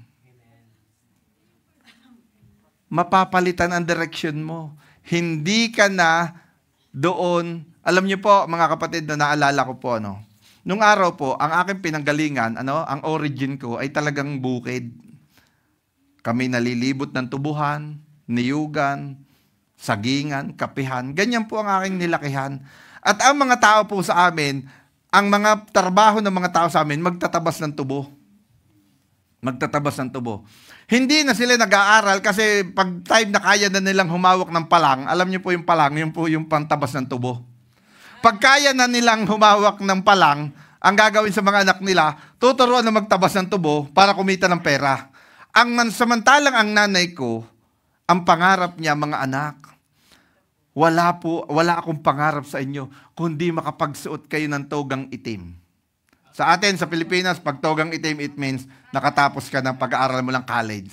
Yun ang pangarap ng nanay ko. Yun ang isinasaksak ng nanay ko sa kukuti naming magkakapatid. So, ang mga kapitbahay namin, ang sabi niya, naku, kalalakas na naman ng mga ay pampapagtrabahuhin. Aral nga ng aral, Aral nga ng aral. Tapos wala namang pera. No? Samantalang yung mga anak nila may mga pera dahil nagtatabas ng tubo. Pero nung kami nakatapos na lahat, no. So, wag na muna ako yung mga kapatid ko kasi ako medyo muntik nang sumablay eh. No. Yung mga kapatid ko nakapagtapos na. Sa kanila nakikita na ang mga kapatid ko na dating mga sinusursihan lang ng nanay ko ang mga uniform sa high school at nung mga nakapag-aral na sila Ate Medin, sila yung mga kapatid ko na umuuwi na sa amin na may mga dala ng grocery, may mga dala ng sa kanila naiisip na dapat pala nag-aral ang mga anak namin. Alam niyo po, dun sa lugar namin, kami po naging role model doon na dapat ang mga anak namin ay nakapag-aral. Kaya po ngayon yung lugar namin na yun na dati puro magtatabas lang ng tubo ang mga tao, kami lang po doon ang mga nakapag-aral. Ngayon po may mga engineer na doon, may mga teacher na may mga bakit? Naging role model po kami doon. Narrow gates. Mahirap. Imagine niyo, papasok ka ng bayan, puti ang uniform mo. Ay ang mga alam niyo po pag ang mga tao ay mga wala sa Panginoon, talagang salbahe. Dapat 6:00 pa lamang nakalabas ka na ng kalsada. Bakit? Pag naunahan ka ng kalabaw, patay kang bata ka. Bakit? Kasi yung mga dadaanan mo, puro ng tubo, yung dahon. Ay pag dumaan ng kalabaw, lahat ng putik ng kalabaw, kasi ang kalabaw, magdamag yung naggugulong sa putikan. Pag dumaan ng kalabaw, puro putik ang dahon. Pag daan mo, madudumihan ka. Kaya noon, kailangan maaga. Maaga kang aalis. Uunahan mo ang kalabaw. Narrow gates yun, mga kapatid, pagtitiis yun. Pero, buhay ang kaloob. Amen? Change of direction. Nagbago ang mga pananaw ng mga tao dahil nakita nila na may buhay sa pag-aaral. Amen po? Yan na, si Eva at si Adan. Bakit sila nagkasala? Tingnan po natin, basahin na po natin na madali ha. He said to the woman, did God actually say, you shall not eat of any tree in the garden? Sabing ganyan, Ang sabi diyan, now the serpent was more crafty and any other beast of the field that the Lord God had made. Ang ahas daw ang pinakatuso. Bakit nagkasala si Eva at si Adan? Alam niyo kung bakit? Nakipagchismisan sa ahas.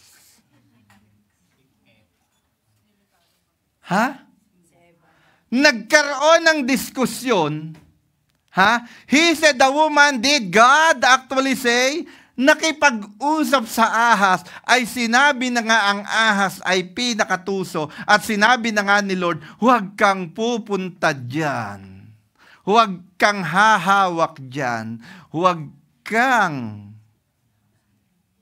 makikipagkwentuhan dyan. Ay nakipagkwentuhan sa ahas. Kaya anong nangyari? Nagkasala. Bakit? Sige, tuloy-tuloy natin ha. But God said, you shall not eat of the fruit of the tree that is in the midst of the garden, neither shall you touch. Ang liwanag ng instruction, huwag mo nga hawakan, lest you die. But the serpent said to the woman, you will not surely die. Anong ginagawa ng ahas? Tuso nga siya. Anong ginagawa niya? Nililin lang niya. Ganyan din ang demonyo sa atin ngayon. Lilinlangin ka niya. Sinong may sabi sa iyo na masama ang hindi mag-church? Diba? Ang Lord He is everywhere. Kahit saan nadoon siya. Kaya pwede kahit saan mo siya sambahin. Sino may sabi sa iyo, Nililin lang ka ng ahas. But the serpent said, the woman, you will not surely die. Nagkaroon ng distortion. Ano yung distortion? Twisting the truth. Diba? Tinwist ng hindi totoo. Maniwala ka na hindi totoo yan. Ano pa? Tinwist. For God knows that when you eat, if your eyes will be open and you will, sinabi na, tinwist na ng demonyo, knowing good and evil, ang sabi dyan. So, when the woman saw, nung nilagari ng, nilagari ba? Hindi, nakita, that the tree was good for food and it was a delight to the eyes. Anong sabi diyan? Nagkaroon na ng deception. Kasi habang ikay nakikipagkwento, alam mo ba yung mga taong hindi naniniwala sa Diyos?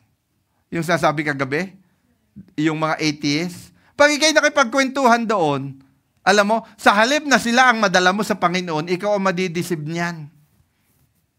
No? Oo nga, Ikaw ang maniniwala at alam mo ang mangyayari, sa halip na siya ang madala mo, ikaw ang nahulog. Kagaya ni Eva at ni Adan, nakipagchismisa, nakipagmarites kasi sa ahas. Amen. And that the tree was to be desired. Ano? Nagkaroon ng anong una kanina? Discussion. Nagkaroon ng distortion. No? Tinwist na ng demonyo. Nagkaroon ng deception, na-deceive na, at nagkaroon ng desire, at nagkaroon ng pagdidesisyon. And the tree was to be desired to make one's wise. She took of its fruit and ate. Ano? Nagkaroon ng pagdidesisyon na kainin. Yung pala naman, hindi naman pala tayo mamamatay eh. Sabi nito.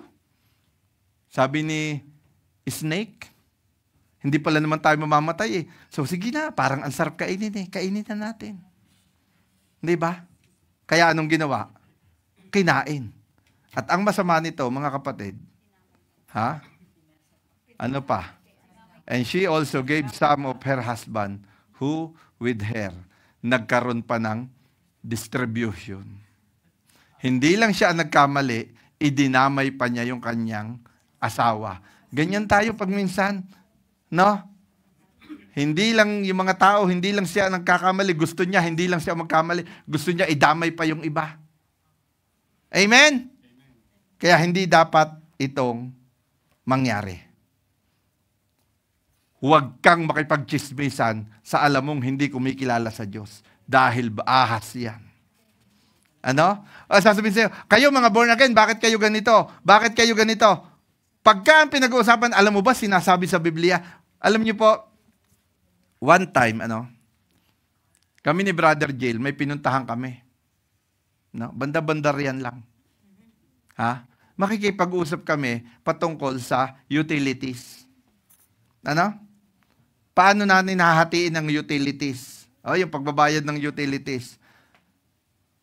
Pagkatapos, yung kanilang pastor, yung leader nila, nagsabi na, parang hindi ko na masyadong matandaan, about the Trinity. Ano? Do you believe in the Holy Spirit? I said, yes. Can you explain to me like that? Sabi sa akin ganun. Abay, ako'y papapagpaliwanagin tungkol sa Holy Spirit, sa Trinity. Ay, ang pinunta namin doon ay utility. Yan, may testigo po ako. Buhay na testigo yung poging chairman natin sa likod. Ano? Alam nyo, binigyan ako ni Lord ng wisdom. Ay, ako'y natetempt na kasi may Bible doon sa lamesa eh. Babasahan ko siya eh. Ano? Pero alam mo yun, binigyan ako ni Lord ng wisdom. Ang sabi ko, ganito, Pastor, maybe this is not the right avenue. Wow, binigyan pa ako ni Lord ng word. Right avenue to talk about that. Sabi ko ganyan, maybe in some other time. But now, we are here because we want to talk about the utility. Not the Trinity. Wala na, hindi na siya nagsalita. Umalis na kami. Payapa. Diba? Ay, kung nakipagchismisan pa ako, baka, oo nga, no. Sabi ko nga sa'yo, bro, mali tayo eh. Diba? Pero dahil hindi ako nakipagchismisan, praise God. Maginhawa kaming umalis. Hindi ko pa na-distribute kay Brother Jill. Ano? Baka kung sakaling natukso ako, ikaw nga, sabi ko sa'yo, ito mali ang paniniwala natin. Di sana, may distribution pa. Amen? Kaya huwag kang makikipagchismisan at huwag kang makikipagdebate. Ano? Maraming mga sekta gusto magdebate. Ganito. Huwag kang makipagdebate. Bakit? Alam mo na ang posisyon mo kay Lord. Hindi mo na kailangang galawin. Amen? So, the broad gate had too many voices. And the narrow gate, only one voice. Alam mo ba sa broad gate, ang daming boses mong naririnig. Alam mo, sa palagay ko, ganito ang gawin mo. Alam mo, sa palagay ko, brother, ganito ang gawin mo. Alam mo, ang dami. Ang dami mong opinyong naririnig. Pero sa narrow gate, only the voice of God. Ano? Kaya kung may problema ka, may pinagdadaanan kami, kasama ka ng loob sa church, wag mong, alam mo, masama ang loob ko kay ano eh. Alam mo, sa palagay ko, ganitong gawin mo. Huwag ka muna mag-church, palipasin mo muna ang mga ilang linggo bago ka bumalik kasi mahirap yan, masakit sa kalooban. Ganyan, marami ka maririnig. Pero yan ba ang sinasabi ng Diyos sa'yo? Kaninang umaga na nga lang, pag-gising mo, ang dami mo ng boses narinig eh. Huwag ka muna bumangon, naantok ka pa. Nagsasalita yun. Bakit ka mag-church ngayon? Naulan. Ha? Naulan ngayon, huwag ka mag-church. Mas masarap pa sa bahay, mag-online ka na lang. Ay ano kung naulan, asin ka ba? Matutunaw ka ba kung patakang ka ng ulan? Di ba masakit ang ulo mo? Huwag ka na mag-church, masakit ang ulo mo. Di ba ang dami mo naririnig na boses? Di ba pag minsan decide ka na, isinampay mo, inihanger mo na ang damit mo. Bukas, eto ang susuot ko, Lord, para maganda ako. Tapos kinabukasan, umulan. O kaya yung boyfriend mo, nagtampo sa'yo, yoko na, hindi na mag-church. Ano? Ang dami mong boses na naririnig, kapatid. Bakit? Kasi nasa wide road ka. Nasa wide way ka. Nasa wide gate ka. Subukan mo sa kahit na medyo masama ang loob ko, tatanggalin ni Lord to pagdating ko doon. Yun! Narrow road yun! Kahit na medyo masakit ang ulo ko pagdating doon, by your stripe, I am healed. Narrow yun! Kahit na anong kondisyon ng katawan mo, kahit na anong kondisyon ng emosyon mo, kahit na anong kondisyon ng isip mo, pipiliin mo pa rin ang tinig ng Panginoon kasi yun ay nag-iisa. Hindi mo pipiliin ang tinig ng iyong mga nasa paligid kasi wide road yun. Amen! So Jesus said to them, truly, truly, I say to you, the Son can do nothing on His own accord, but only when He sees the Father doing. Kaibahan ni Jesus. Di ba? Si Jesus, isa lang ang pinakikinggan niya. Nung siya'y nasa lupa, ang Diyos lamang, ang Kanya lamang Ama. Amen? Yan ang pinakikinggan ni Jesus. Tingnan po natin. Father, if you are willing, remove this cup from me. And nevertheless, not my will, but your will. Amen? Bakit? Si Jesus kasi may sarili siyang timetable. Hindi po ba? Namatay si Lazaro. Ang sabi ng kanyang mga disciple, Hoy, Jesus, Lord, best friend mo namatay. Pumunta tayo doon. Sabi ni Jesus, hindi, ayaw mo na. Ilang araw pa bago dumating si Jesus? 4 na araw pa. Namamaho na si Lazaro. Hindi po ba? Bakit? Kasi hindi pa niya naririnig sa Ama na pumunta siya doon. Kahit gusto niya pumunta dahil kaibigan niya, hindi siya napunta. Bakit? Kasi hindi pa yon ang sinasabi ni Lord. Amen? Yun bang mga desisyong ginawa mo, narinig mo ba sa Panginoon? O naramdaman mo lang sa sarili mo, kailangan ko na mag-asawa. Kasi baka dumating na si Lord. Yung ba narinig mo? Nag-asawa ka, wala ka pang trabaho. Nag-asawa ka, hindi ka nga marunong magsaing. Maglaga ka ng itlog, nasusunog pa ang bahay. Paano? Hindi po ba? Kailangan lahat ng desisyon mo, narinig mo kay Lord. Sa pag-a-apply ng trabaho, narinig mo ba kay Lord yan? Kung hindi mo narinig yan, huwag mong applyan yan. Alam niyo po, ako dati, nung hindi pa po ako PR na yung kasama ko sa Tim Hortons. Sabi niya, Kuya, papaalam na ako sa'yo. Sabi niya, bakit? Sabi ko, bakit naman? Kasi alis na ako. Lilipat na ako sa Fort Mac. Sabi niya gano'n, congrats. Sabi niya, kasi doon malaki ang sweldo. Mag-start ako doon 35 per hour. Wow, laki nga. Sa Tim Hortons kami. Magkano lang ako noong time na yun? 15, hindi, 15 na kasi ano na yun 2018 na, no? Sabi ko, laki nga, no? Kaya ikaw, kuya, pag na-PR ka, ha? Sumama ka na lang sa akin. Doon tayo sa Fort Mac. Ang laki ng sahod. Wide road. No? Ang laki ng sweldo. Wala naman church doon. May church siguro doon, pero wala naman ng church ko doon. Ano? So, kaya ano, maraming wide road, mga kapatid, na ini-offer ang mundo. Pero it is your choice. Natatandaan ko po ninong ni Hana, si Bishop Levi Erasga. Huwag niyo na pong i-search, patay na po yon. No. Siya po ang chairman ng Calamba Pastors Association. Ngayon, Alliance. One time, magkasama po kami, kasi BFF kami noon, lagi yung magkasama eh. Kinausap siya ng mayor. Sabi niya, Pastor, bakit hindi kaya sa susunod na eleksyon, tumakbo kang running mate ko na konsihal? Ha? Alam mo, sa lawak ng impluensya mo, kasi siya po ang nagkakasal sa munisipyo. So lahat ng ikinakasal na taga-Calamba at hindi taga-Calamba, kilala siya. Sa lawak ng impluensya mo, sigurado, kahit hindi ka magampanya, sure win, panalo ka. Ano?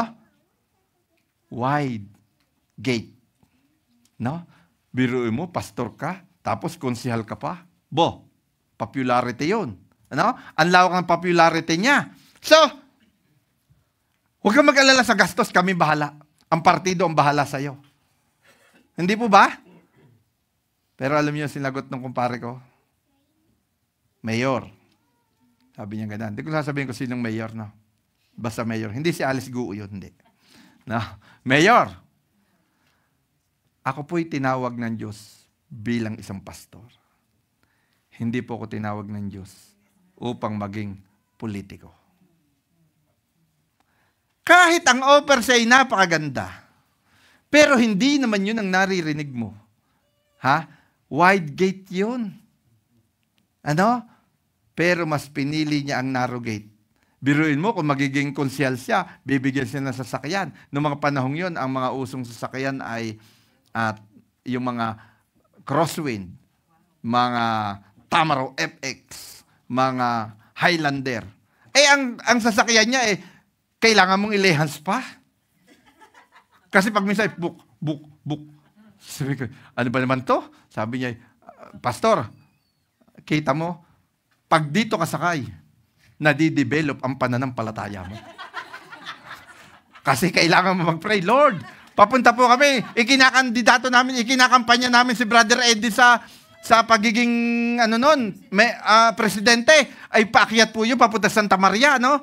Sabi ko, pare, kaya natin yan. Sa pangalan ni Jesus, pare, kaya natin yan. Aba, pagdating sa gitna, pare, in Jesus' name, basta mag-pray ka lang. Nakarating kami sa ibabaw na-develop yung pananampalataya namin. Samantala kung siya naging konsel, ang ganda ng sasakyan niya, wala na nga lang siya sa paglilingkod sa Panginoon. Choice. It's your choice. Ano mga kapatid? Anong pipiliin mo? Malaking sahod? Ha? Wala ka naman sa paglilingkod sa Panginoon? Wala ka naman sa ministry? Ha? Alam mo bang kayang ibigay ni Lord lahat ng pangangailangan mo kahit ikaw ay hindi doon sa malaking sahod? Kung ako yung nagpunta sa Fort Mac, baka wala tayo ngayong JCFLWC. Doon pa rin ako. Amen? Choice. So, ganyan si Jesus. Ha? Not my will, but your will. Ha? Father, if you are willing, remove this cup from me. Nevertheless, not my will, but your will. He is devoted to his calling. Kapatid, you need to be devoted to your calling. Amen? Amen po? Amen. Hallelujah. Sige po, tuloy-tuloy tayo. Number 1 kanina, anong sabi doon? Intentionally. Ngayon, ito, mas mahirap to. Endured patiently. Ha? Pagtitiisan mo ito, pagpasok mo. Mahirap man, pero magtitiis ka. Amen po. Ha? Parang ayaw nyo na yata, no? Baka nakita nyo lang kanina, ayaw nyo ng picturean, no? Kasi picture. Ngayon, endured patiently. Huwag na. Ano? Bakit dito? Anong kailangan dito? Deep conviction. Ha? Dito, kailangan mo na ng deep conviction. Ano ba yung conviction? Di ba yung mga ginagamit yung conviction doon sa mga kriminal? Di ba? Convicted. Kaya nga may tatawag na ex-convict. Mabuti pa yung convict, may ex. Yung iba, hindi nga na-convict, wala namang ex. Ano?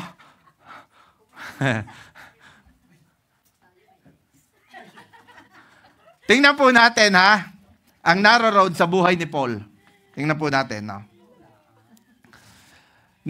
Doon po sa Acts chapter 14, verse 19 to 20, hindi na po natin babasahin.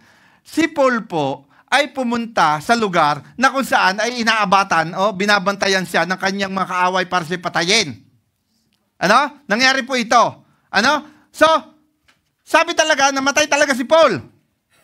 Abay, ikaw kaya pagbabatuhin ng ganyang karami. No? Pero, hindi nalathala sa Book of Acts kung ano nangyari kay Paul after that. Kung hindi, siya ay ikinwento niya ito sa 2 Corinthians 12, 3 and 4. Doon niyo po mababasa ang kaduksong niyan. So, to be continued doon, ang continuation ay nasa 2 Corinthians 12, 3 and 6. Ano? Tingnan po natin, ha? Ang sabi diyan, 2 Corinthians. And I know that this man was caught up in the paradise. So, namatay si Paul. Nakarating siya sa paradise. Sa ibang translation is, he caught up into third heaven.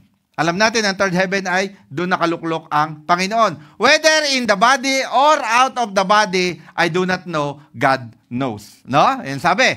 So, tingnan natin. And he heard things that cannot be told, which man may not utter. Sabi niya diyan, at meron ako mga narinig ng mga bagay, ha? Pero, ano sabi? Hindi ko pwedeng ikwento. Nako, mga Pilipino, mahirap yan.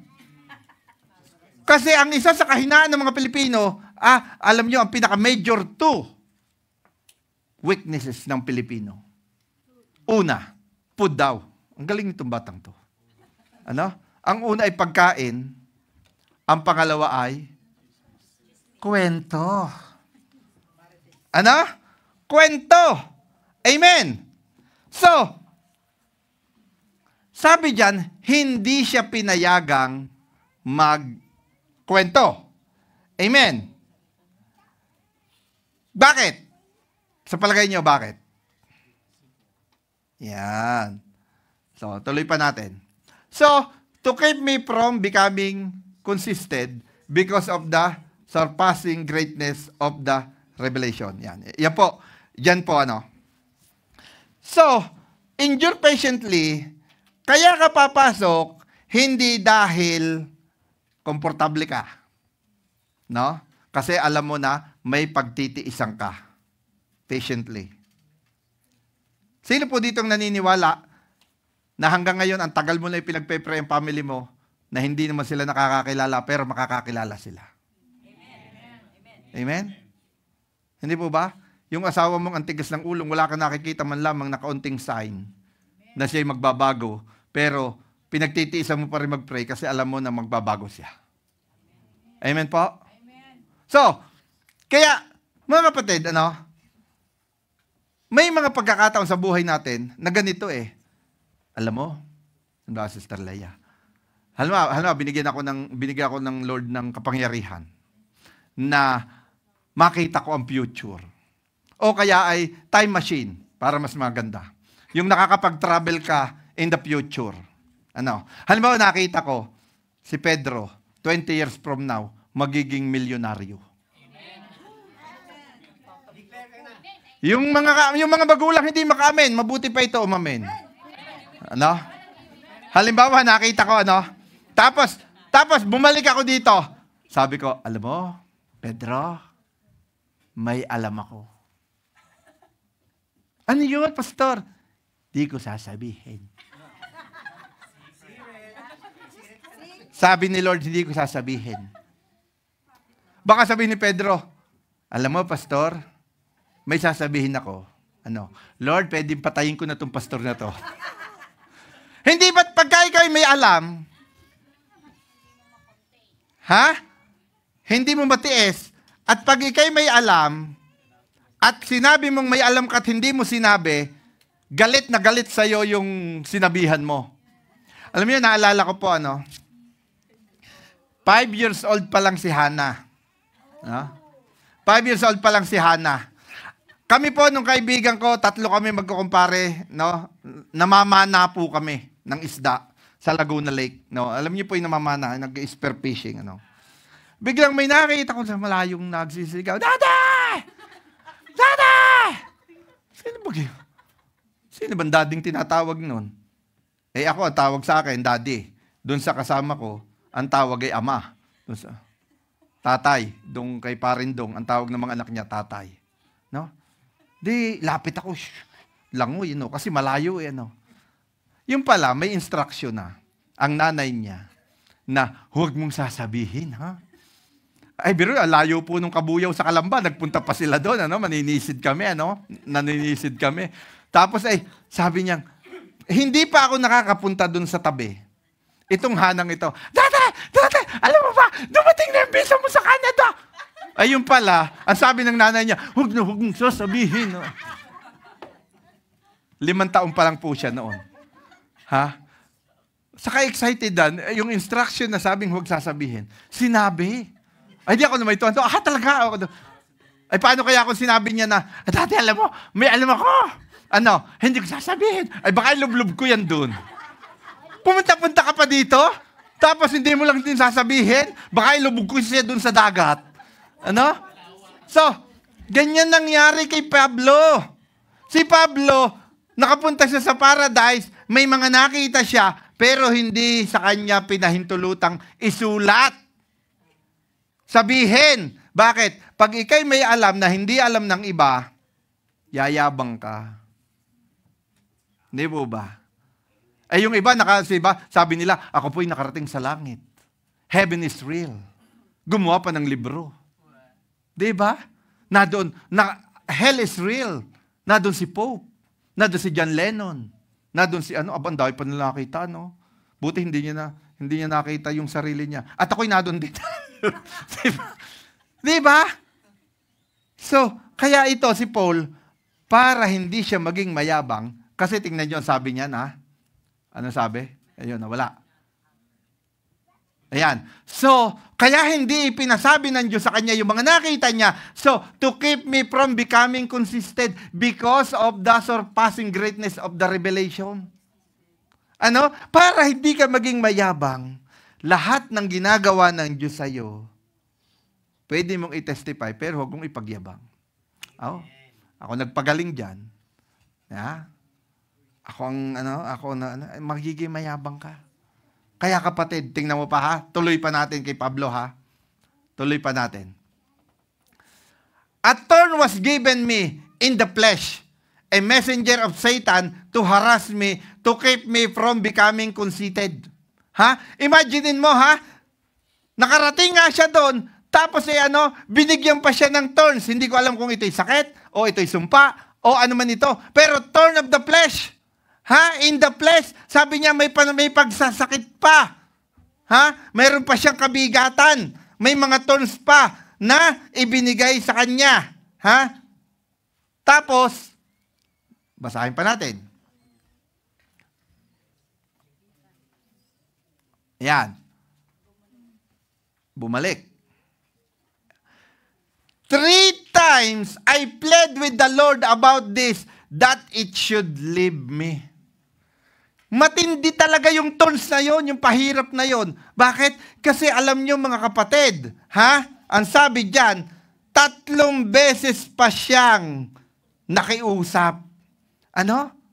At hindi umaalis. Alam nyo ba, may mga pagkakataon sa buhay natin na kaya hindi umaalis, ay dahil ayaw paalisin ni Lord, dahil baka yumabang ka.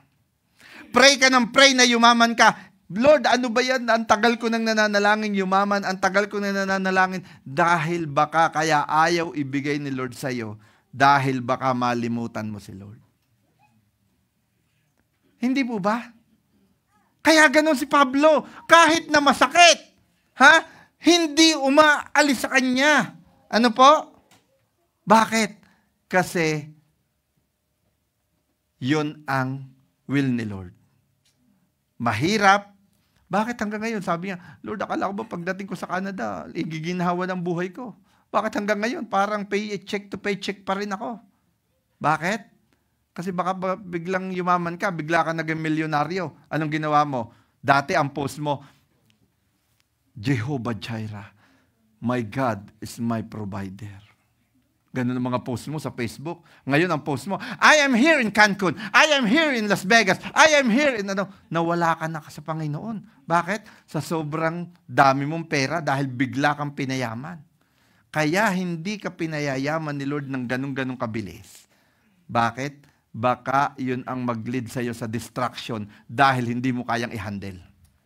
Amen? Amen po? Amen. So, kaya anong nangyari kay Pablo? Yan, ganyan, ano? Nag-ano pa siya? Nagtiis. Ano po? Nagtiis pa si Pablo. Bakit? Kasi sa pagtitiis.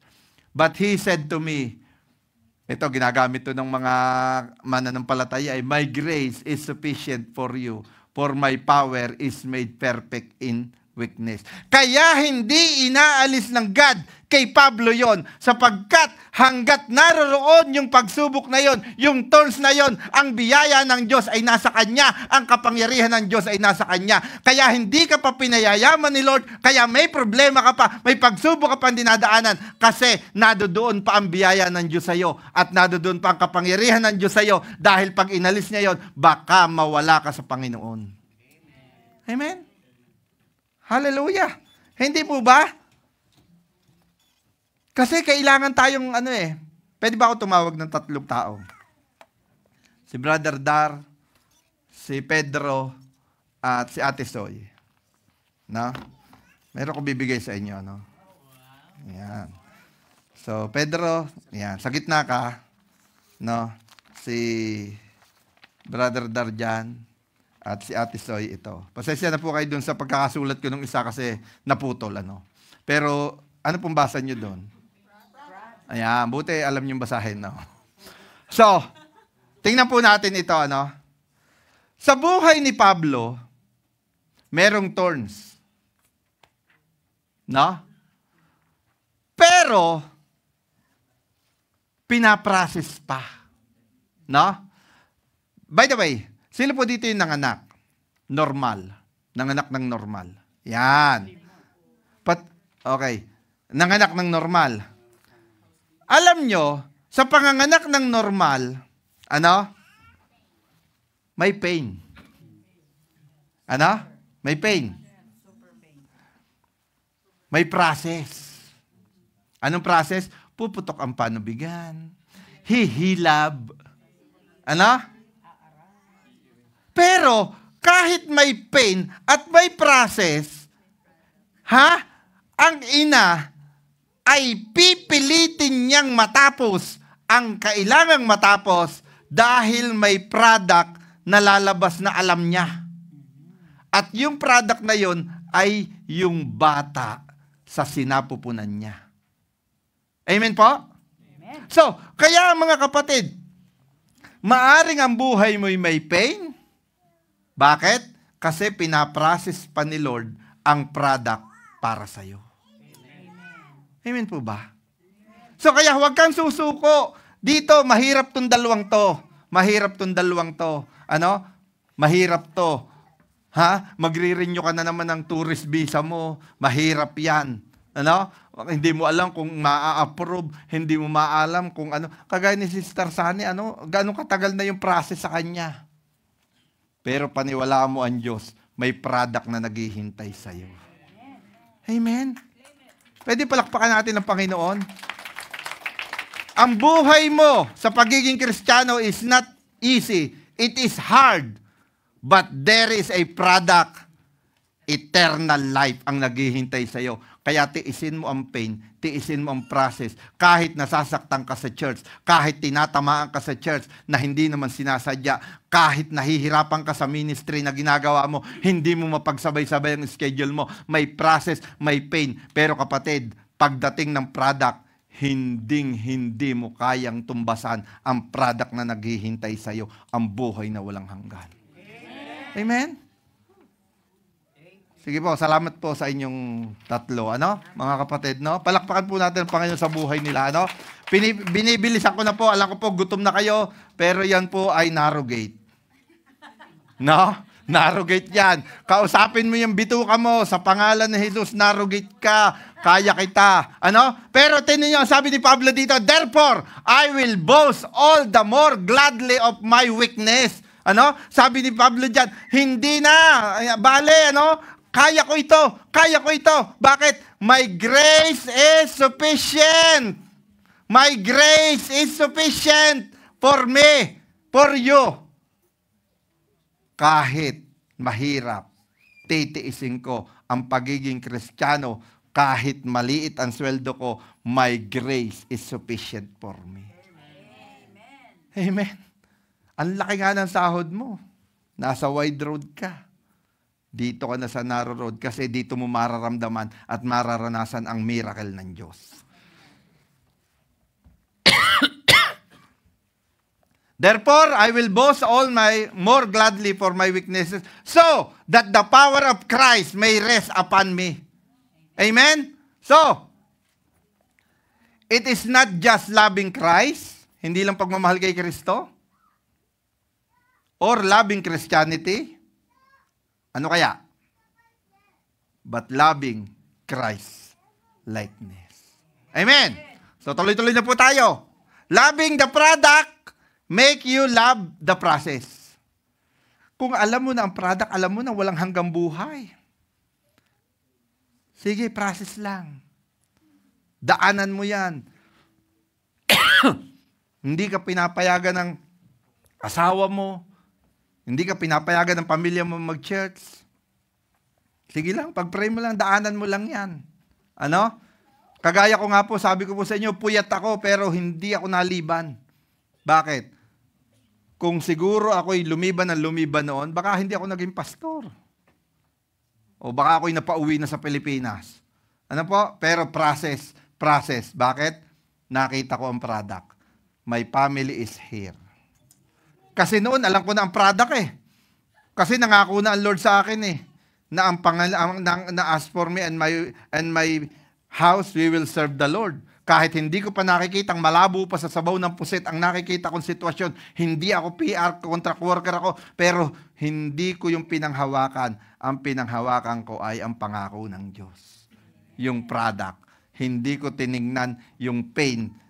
Dumaan ako sa process, kaya ang product ay nangyari. Amen. So, kanina, enter, intentionally, enter, endured. Ngayon naman, end faithfully. Tapusin mo. Hindi January ka lang pagpunta mo dito, salubong ka sa bagong taon, ako'y nagpupuri, so praise the Lord, hallelujah, breakthrough. February, breakthrough. March, breakthrough. Dapat hanggang December, breakthrough ka pa rin. Amen? Ano man dumating siya, may sakit ako, in Jesus' name, pagagaling na ako ni Lord. Tuloy pa rin ako. May problema ako, tuloy pa rin ako. May problema ako. October, tuloy pa rin ako. Hanggang December, tuloy ka pa rin. Walang sukuan. Walang humihinto na nagwawagi. And faithfully. Tingnan natin dito, wholehearted. Buong puso. Hindi half, hindi 1/4, hindi 3/4, wholehearted. Binibilisan ko na po, Hindi ko na nga tinitingnan yung notes ko Hallelujah. Sa buhay ni Caleb, sino po nakakakilala kay Caleb? Caleb is not a popular man in the Bible. He doesn't have a book in the Bible. Wala siyang libro sa Bible. Pero si Caleb ay naging popular. Bakit? Sa kanyang pananampalataya. Amen? Si Caleb po ay isa sa 12 tik-tik. Mga lalaki baka masamahin niyo. Tik-tik, akala nyo, dyaryo yung dyaryo yung may mga hubad. Yun ang tik-tik, Hindi po tik-tik. Ang ibig sabihin ng tik-tik ay spy. He is one of the spy 12 spies, pinadala ni Moses sa promised land. Ang isa doon ay si Joshua, ang isa doon ay si Caleb. Ano po? So, tingnan po natin ang narrow gate sa buhay ni Caleb. Amen? Last na po ito at tayo kakain na. Amen? Basahin natin. Then the people of Judah came to Joshua at Gilgal, and Caleb, the son of Jepone, the Kenizzite, said to him, sabi niya, no? You know what the Lord said to Moses, the man of God in Kadesh Barnea, concerning you and me. Ano? So, ang kausap niya dito na ay si Joshua na. Ano pa? Si Joshua na ang kanyang kausap dito. So, I was 40 years old when Moses, the servant of the Lord, sent me from Kadesh Barnea to explore the land, and I brought him back a report according to my conviction. Sabi ko po, deep conviction. Sabi niya dito, siya daw ay 40 years old na. Nung siya ay ipadala ni Moses upang tiktikan ang lugar. At siya ay nagbalik na may report according sa kanyang conviction. So, lahat po ng 12 nag-report. Ano ang report ng 10? Maraming giant. Hindi po ba? Maraming giant. Maraming giant at hindi natin kaya. Higante, problema, pagsubok. Yun ang report ng 10. Anong report ni Caleb at report ni Joshua? Iisa lang ang nakita nila. Di ba? Pero, ang report ni Caleb ay ang sinabi ni Moses galing sa Diyos na dadalhin ko kayo sa lupang binubukalan ng gatas at pulot. Amen po ba? Pwede bang, Hana, tumugtog ka na dito? No? Sa halip na higante ang nakikita ni Caleb, ang nakikita niya ay honey. Sa halip na problema ang nakikita ni Caleb, ang nakikita niya ay milk. Sa halip na pagsubok ang nakikita ni Caleb, ang nakikita niya ay promised land. Hindi po ba? Bagamat si Caleb, nakita niyang lahat ang nakita ng 10. Pero ang inireport niya kay Joshua, pasukin na natin. Kay Moses ang report niya, pwede natin pasukin. Kasi gagabayan tayo ng Diyos. Hindi po ba? Hindi niya nakita yung problema. Dahil lang nakita niya ay yung pangako ng Diyos sa buhay niya. Sa buhay nila. Mga kapatid, kahit gaano kabigat ang dinadanas natin buhay sa pagiging Kristiyano, dapat nating maisip na may pangako ang Diyos sa iyo. Huwag tayong aalis.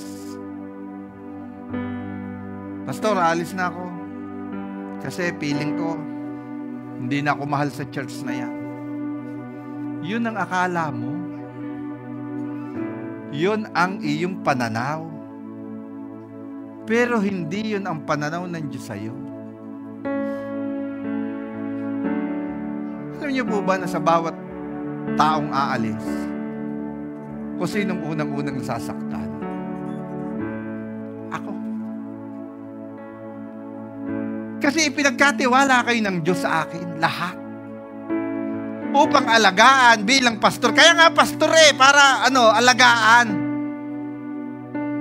Siyempre ang pastor, hindi naman po siya perfect. Maaring birthday mo, hindi ko nailala. O birthday mo, hindi ko alam. Hindi kita nabati. Magtatampo ka na, aalis ka na. Hindi mo ba alam kung gaanong ilang araw, ilang oras, ilang ipinananalangin kita?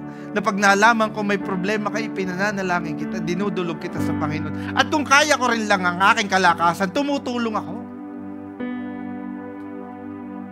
Tapos, dahil lamang sa kung aalis ka. sa church. Kapatid, kung sakit at sakit din lang ang dinanas sa church, naantindi ng mga dinanas ko. Pero never kong naisipang umalis sa church. Sabi ni Jesus,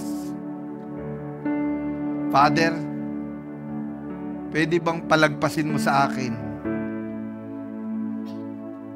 ang sarong ito o yung pagdurusang ito? Pero hindi ako, kung hindi, let your will be done. Alam nyo ba nung si Jesus ay sinahagupit, sinusuntok, naglalakad na pasampasan ang krus?